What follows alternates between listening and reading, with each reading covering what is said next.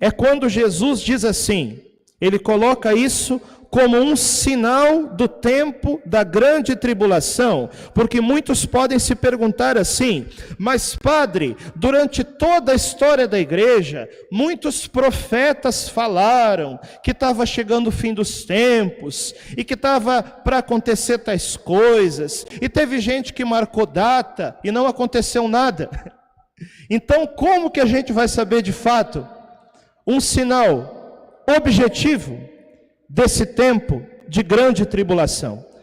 É um cenário que vai se criando, sobretudo nos últimos tempos, em que a igreja passará por aquilo que o catecismo chama a provação final da igreja, ou que nós podemos chamar também de grande tribulação, e que o catecismo da Igreja Católica, no número 675, nos fala que é uma provação final que a igreja vai passar, e que nessa provação a igreja seguirá o seu Senhor no Calvário e na ressurreição. De que forma? Porque para a igreja ressuscitar em um mundo novo, para a igreja ressuscitar em uma nova terra, primeiro a igreja tem que passar também pelo seu Calvário. E esse Calvário vai se dar sobretudo através de uma perseguição à Eucaristia e de alguma forma aqueles que se mantiverem fiéis a Jesus e adoradores da Eucaristia. E aqui é importante a gente entender o seguinte: existem interpretações tradicionais da exegese católica. Talvez você nunca tenha ouvido essa palavra exegese, mas o que é a exegese na igreja? É a parte da teologia que estuda a interpretação das Sagradas Escrituras. E quando nós falamos a respeito dos últimos tempos, quando nós falamos a respeito dessa provação final da igreja, ou grande tribulação, chame como quiser, eu sei que existe, por exemplo, na internet, muita especulação, e até coisa que as pessoas inventam, né? Tem muita gente aí fazendo sensacionalismo, para ganhar cliques nos vídeos de internet, e às vezes propagando coisas que nem têm fundamento. Então, quando nós vamos de fato estudar a interpretação das Sagradas Escrituras, nós precisamos ir naquilo que tem fundamento, ou seja, os santos padres da igreja, os santos doutores da igreja, aqueles teólogos da tradição da igreja que mais se debruçaram sobre esses assuntos.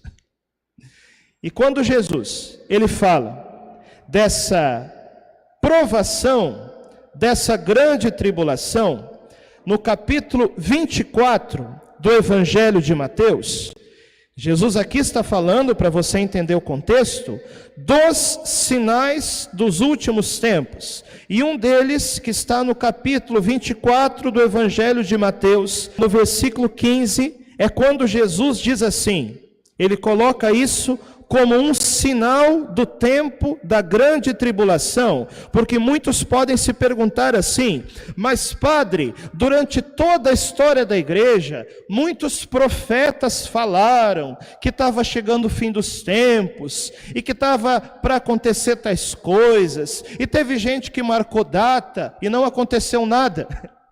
Então como que a gente vai saber de fato um sinal objetivo desse tempo de grande tribulação?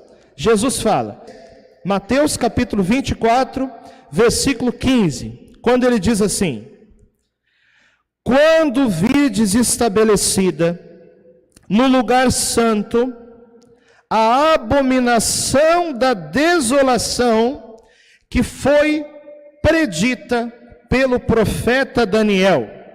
Então Jesus está falando para nós olharmos aqui para um profeta do Antigo Testamento, um dos maiores profetas do Antigo Testamento, que escreveu sobre esses últimos tempos e sobre uma misteriosa abominação da desolação no lugar santo, que seria sinal desse tempo de tribulação. Quem é esse profeta? É o profeta Daniel. Então, para entender o que Jesus revela sobre a grande tribulação que antecederá essa nova terra, é preciso ir àquilo que disse o profeta Daniel. Muito bem. Então, no livro do Daniel, lá no Antigo Testamento, no capítulo 9, versículo 27, está falando aqui da ação final do anticristo. E diz assim, que ele concluirá, estou lendo para vocês, concluirá com muitos uma sólida aliança por uma semana. Abre parênteses. Pela interpretação dos exegetas tradicionais, o que é essa uma semana que Daniel está falando aqui? Quantos dias que tem uma semana? 7 dias. Aqui se refere a uma semana de anos, ou seja, 7 anos. Essa é a interpretação católica tradicional, viu? Não estou inventando coisa. Santo Irineu fala disso, muitos santos falaram sobre isso, tá? Então diz assim, concluirá com muitos uma sólida aliança por uma semana, ou seja, 7 anos. E no meio da semana fará cessar o sacrifício e a oblação. Sobre a asa das abominações virá o devastador. Então o profeta Daniel está falando de 7 anos de tribulação, e no meio desses 7 anos, o sacrifício é abolido. Quem aqui é católico, levanta a mão. Qual que é para nós o santo sacrifício? Pergunto para vocês. É o sacrifício de Jesus, que nos salva dos nossos pecados e que se renova todos os dias no altar. Em que momento? Quando a Santa Missa é celebrada. Todas as vezes que a igreja celebra a Santa Missa, é o sacrifício de Jesus que está sendo renovado, que está sendo atualizado, que misticamente se torna presente no altar. Muito bem. Então a interpretação tradicional dos exegetas da igreja é que, na metade desses 7 anos, a Santa Missa será abolida. Quem fala sobre isso também é a Virgem Maria, viu? Quem é que tem o livro azul das mensagens do Padre Gobi? Levanta a mão. Consulte a mensagem do dia 31 de dezembro de 1992, em que a Virgem Maria fala sobre isso. Então, é um período de 7 anos, em que na metade desses 7 anos, a Santa Missa é abolida. Por isso que a grande tribulação, nesse sentido, se divide em 2 períodos de 3 anos e meio, em que na segunda parte, ou seja, no segundo período de 3 anos e meio, a Santa Missa é abolida.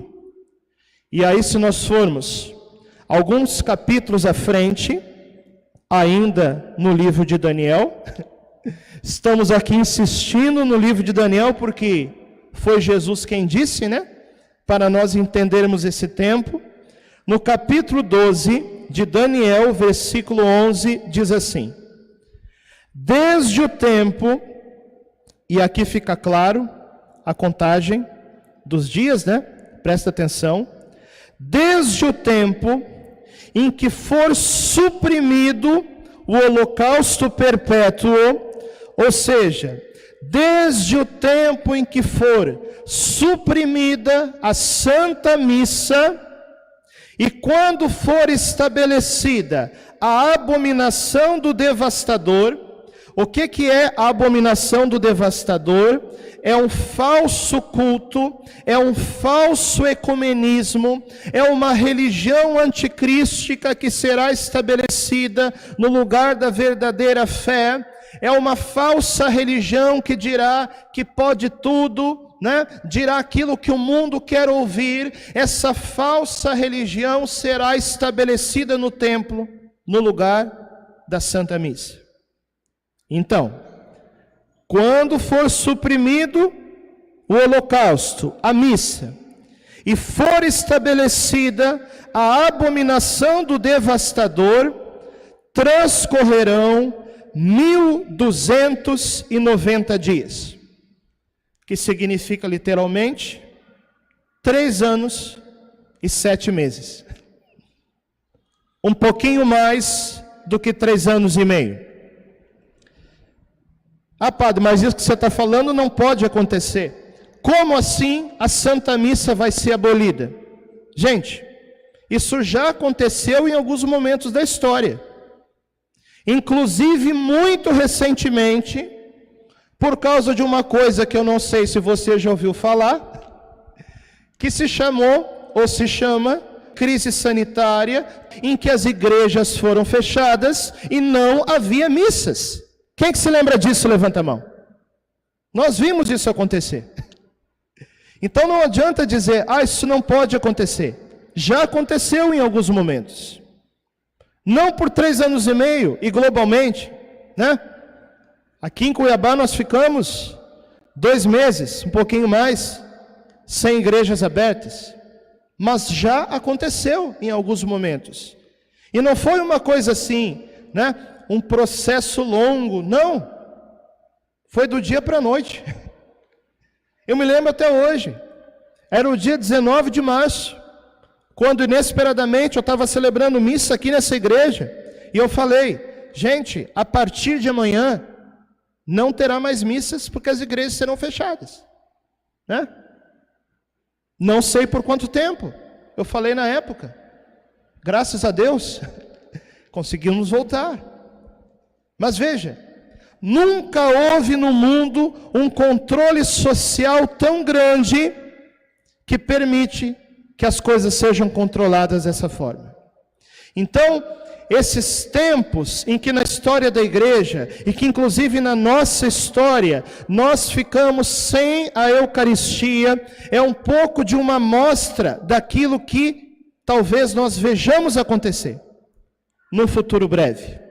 Desde o tempo em que for abolido o sacrifício, diz o livro de Daniel, transcorrerão 1290 dias. Por isso, gente, cada missa que a gente participa, nós precisamos aproveitar muito. Estou falando para os ministros aqui, né? Eles estão aqui pertinho do altar. Eles estão aqui, né, dona Mari? Pertinho de Jesus. Vocês que têm a oportunidade de estar aqui todos os dias conosco, temos 4 missas diárias aqui nessa paróquia. Precisamos aproveitar a Santa Missa quando nós temos essa facilidade, porque durante a segunda metade da grande tribulação, nós não teremos facilidade de estar na Santa Missa. É claro que em alguns lugares por aí, as missas continuarão acontecendo, mas não será tão fácil como é agora. Isso já está acontecendo em alguns lugares. Vai ver o que está acontecendo na Nicarágua. Vai ver o que está acontecendo na China e em tantos lugares. Precisamos aproveitar a Santa Missa. Você sabe que no dia 19 de março de 2020, quando as missas pararam, na crise sanitária, uma das coisas que eu falei ali na última vez que foi celebrada, antes de fechar as igrejas, eu falei assim, né? Tantas vezes não valorizamos a Santa Missa, agora vamos valorizar.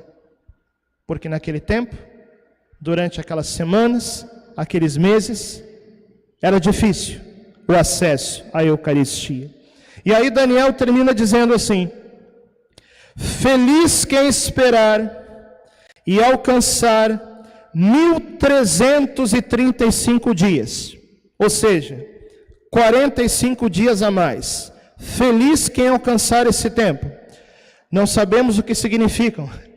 São 45 dias misteriosos que Daniel anuncia, que virão no final da grande tribulação. Não sabemos o que são esses 45 dias. Pode se referir à purificação do mundo, pode se referir às grandes profecias de Garabandal, o aviso e o milagre, pode se referir aos segredos de Medjugorje, não sabemos, mas feliz aquele que esperar. Feliz por quê? Aí nós lembramos da promessa de Nossa Senhora. Por fim, continue a frase: o meu coração imaculado triunfará. E é isso que nós esperamos. Passou pelo Calvário, vem a ressurreição. Em uma nova igreja, que é a igreja de sempre, renovada por um novo Pentecostes. Em uma nova terra, em um novo mundo. A pergunta é: Padre, quando que virão esses 7 anos? Resposta: não sei. Mas pelas coisas que estão acontecendo, não parece que estão muito longe. Não está ainda no choque elétrico, mas está nas faíscas, né? Quando a gente está vendo as faíscas, é que ali pode ter uma eletricidade maior que vai manifestar. Entenda a comparação que estou fazendo. Estamos vendo as faíscas desses sinais. Inclusive, para alguns estudiosos, por exemplo, nós já estamos na primeira metade dos 7 anos.